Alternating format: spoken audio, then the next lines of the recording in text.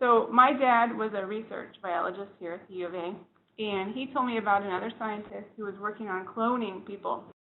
And this man figured out how to clone people.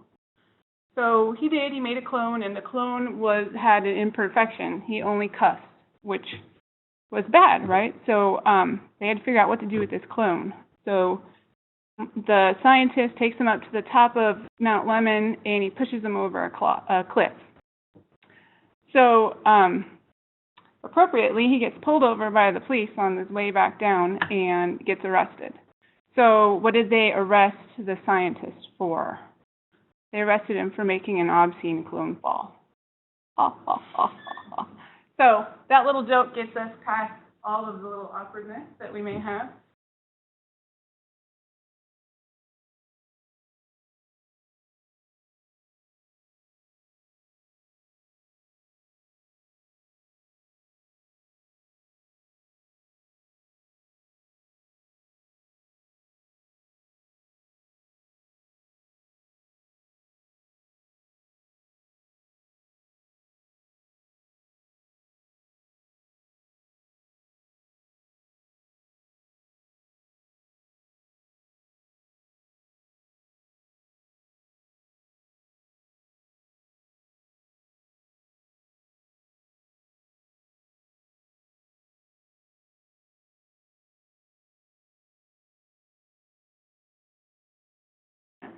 Now, that job is half biologist, half law enforcement officer, so I really enjoyed my biology part of my job. I started with the Game and Fish when I was 20 years old, and I started working on an old archaic database that takes survey numbers for wildlife, puts them into this magic formula, and then outspits how many animals can be taken from that population so that it can sustain itself. I got pretty proficient with this database. I really enjoyed it, and so when I came as an officer to the Tucson Police Department, I decided to keep up with my statistical analysis work, and I became a criminal intelligence officer.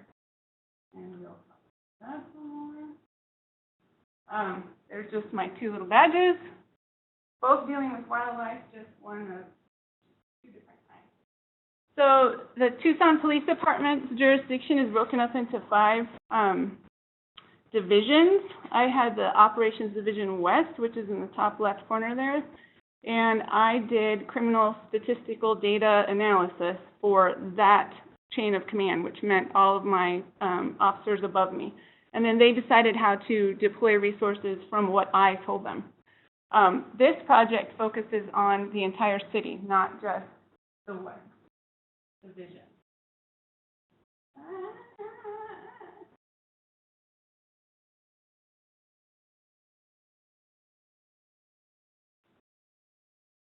Obviously, I am not a very good intelligence officer because I can't figure out how to make it go back. I'm just going to run through the whole thing, aren't I?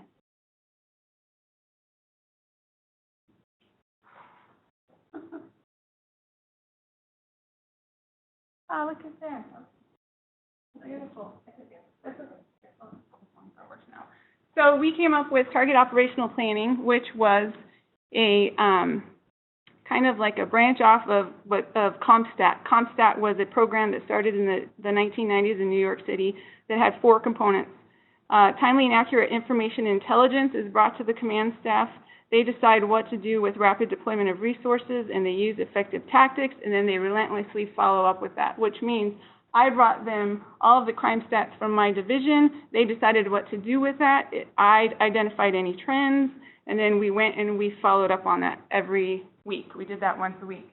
So I quickly found out what it was that the commanders wanted from their criminal intelligence officers.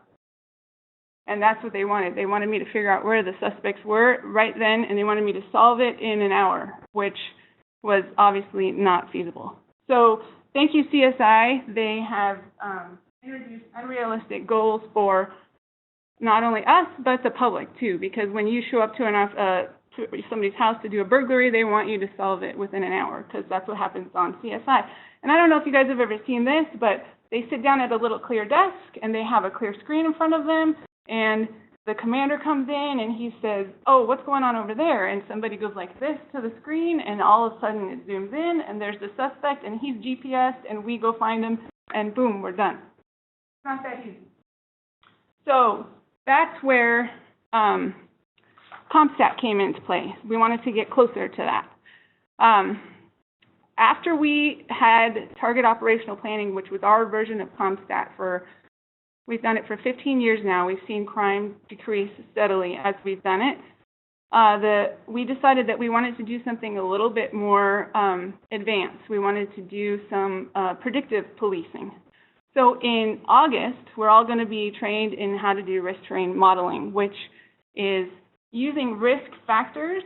So anything that your typical beat cop knows, so they know when they get a call where to go because they know that that Circle K attracts crime, or that shopping mall attracts vehicle larcenies, or that person's house is a DV house. So we're going to use all that to do a little bit of predictive policing, but what we needed was a platform to show whether or not this works. We didn't have anything that was citywide. So the data that I used for my project came from the City of Tucson GIS repository. Pretty simple. They keep it for all of the City of Tucson, the water, the transportation company, and for the police department. So I came up with a series of Part 1 crimes, which are the big daddies, the homicides, ag assaults, robberies, sex assaults, and burglaries. And in the first initial series, it's just where these things happened on a citywide basis. This plays in the briefing rooms of all of the divisions so that the officers can see where it occurred. There's 4 of them on a weekly basis. Then we did the Colonel Hotspot so that they could see, without specifically looking at each thing, where crime is occurring most in their divisions. And we did that with a 4 series. So in essence, once we do the risk terrain modeling, we're going to be able to put up another map that looks just like this that shows where we predict it's going to happen next week. And then we bring back the map that has the actual occurrences to test the validity of the risk terrain modeling system. That was the first part of my project. The second part was how to get this information to this guy. So this, by the way, is the best job on the planet right here, is bicycle officer. But how do I get where he can look at his phone and say, oh, I think something happened here last week, and bring it up and say, oh, yeah, right, there was a sex assault here last week. And so I developed this in GIS Online so that they could just look it up, they can zoom in, they can look at the cute little icon and say, and then click on it, and it'll tell them what type of call it was and the call number, which is there. So then they can look it up in their other systems that they have on their laptops, because they all have laptops like I do, and figure out the details of the crime. So there is our favorite patrol officer looking at his map. And that would be it. Not even close to 15 minutes.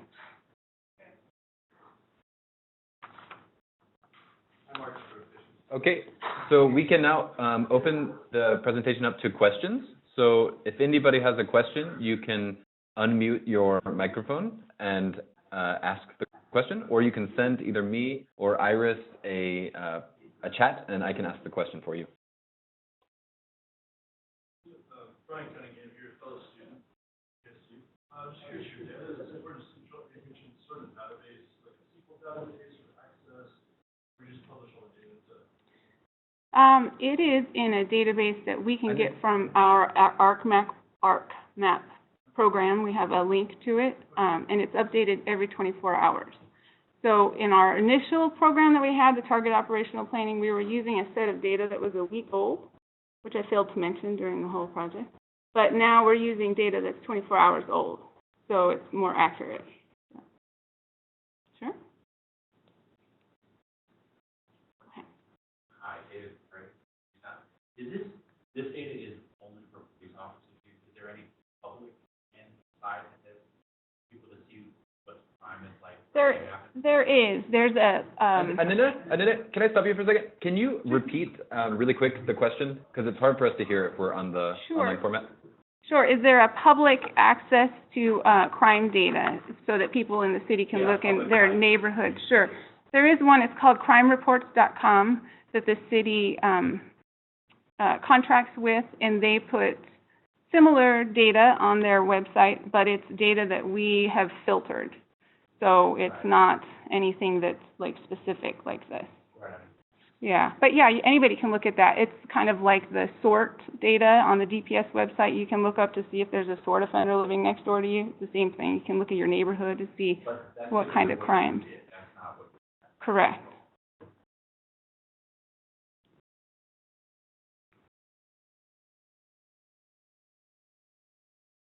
Does anyone else have any questions?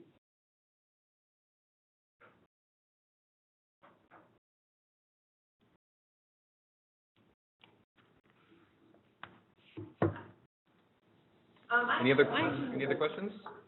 I have a question. So my question is on how long do you think this type of system, I mean, you showed us with your colleagues using it, but in terms of wide deployment in the department, widely accepted? I do, because recently, I mean, we're not real great at staying up on technology, but before we each got laptops, officers were using their smartphones long before they got laptops. So they were they're always thirsty for that kind of knowledge. Now that they have a laptop that they can actually look at the internet on, because for a long time we weren't allowed to look at the internet, I know, I think that they will use it, definitely. And that product is evolving because there's also really cool things that we can use, like to show where their patrol cars are. We have that data. Once Internal Affairs lets us access it, we can put that on there to show where the patrol cars are in reference to where the crime is occurring, to show that if it's proactively deterring crime or not. So to answer your question, yeah, I think they'll all use it. Not all of them, but a lot of the younger ones are more interested in that than anything else. Then that actually leads to my next question. What feature improvements? Well, that one is the big one, the being able to see where the patrol cars are and to see if it's deterring crime around the patrol cars. And then I'm really excited about the predictive policing component to the maps that are inside the divisions. I think that's only going to help the commanders with their resource allocation. That's going to be, I think, the best part. Does anyone else have any questions? How frequently update it? The data's updated every 24 hours. The maps are in the stations are done weekly. Okay, that's 24 hours is right. Yeah. That's crucial, I would think, to have it really current. Yeah.